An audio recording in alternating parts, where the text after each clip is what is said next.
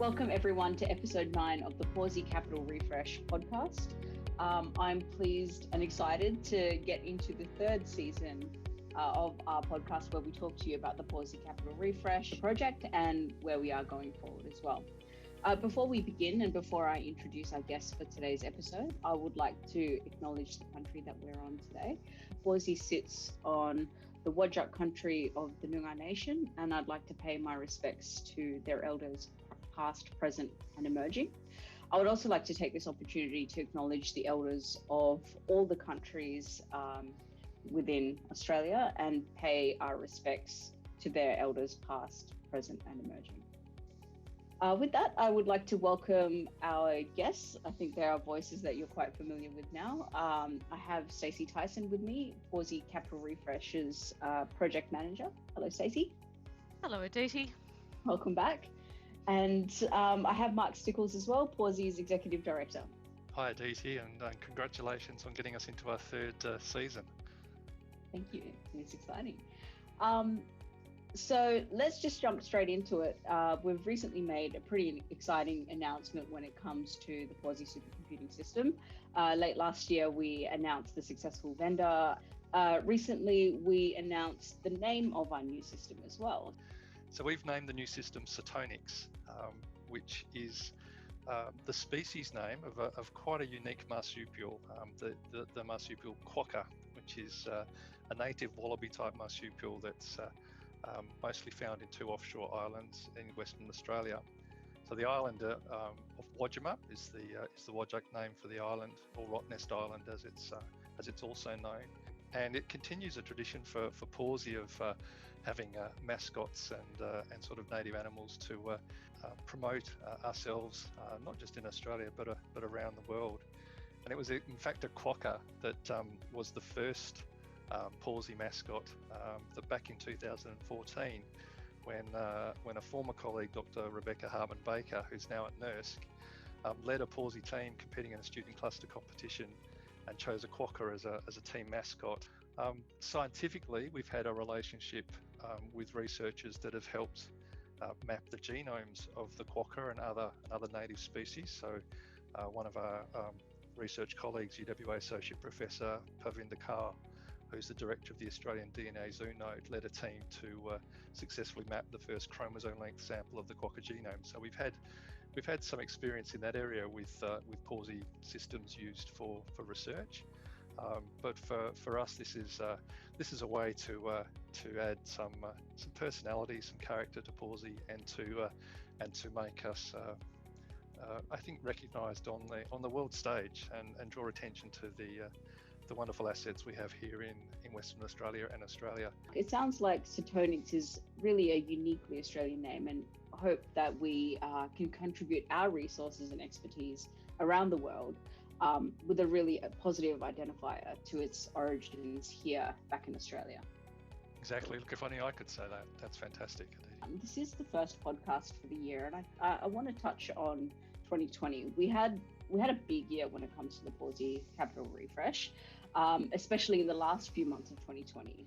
They were pretty big. We had some major announcements. We started some of the build in the US and testing with our test and development systems as well.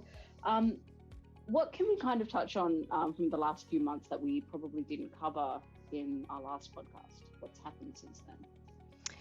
Oh, well, as you've mentioned, the build for Setonix has started. So both the Phase 0 and the Phase 1 builds are well progressed and actually moving into a testing phase. On top of that, we've had our equipment for the new firewall has been procured and delivered to Pawsey, and that will actually go into storage until we require it.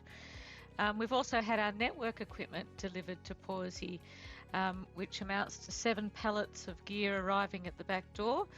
And our new network is critical to the final system that we're delivering, so that's quite an exciting delivery, and we'll be working on the installation of that in parallel with the installation of the various phases of Setonix and with the installation of the long-term storage. And on the subject of long-term storage, that was also awarded, well, very early this year, late last year, and we've awarded that over 2 contracts. Offline storage has been awarded to Xenon, and the online storage has been awarded to Dell. And both of those will be going through their installation phases in the first half of this year. I'm going to give a plug for Stacy and the team here. They've done some fantastic work to get us to this point, and the numbers are really impressive. So we're getting a 10-fold increase in our bandwidth, moving from 10 gigabit per second to 100 gigabit per second Ethernet. The storage infrastructure is going through a pretty significant transformation. We'll reuse our existing tape libraries, but we'll install a new 5 petabyte cache that'll take full advantage of this network infrastructure and move to a 60 petabyte online storage and object storage framework. So there's some really positive changes to our systems and our architecture over 2021 that the foundations were laid in 2020. So great work from Stacy and all of the technical experts and our stakeholder groups that have helped, and the teams within Pawsey. Honestly, there's been dozens of people inside Pawsey that have helped get us to this point. That's really awesome, and that's probably a good segue, Mark. What you said about looking at 2021. The last few months saw the firewall, the network, the long-term storage. We've set all of that up now. So what does that mean for 2021?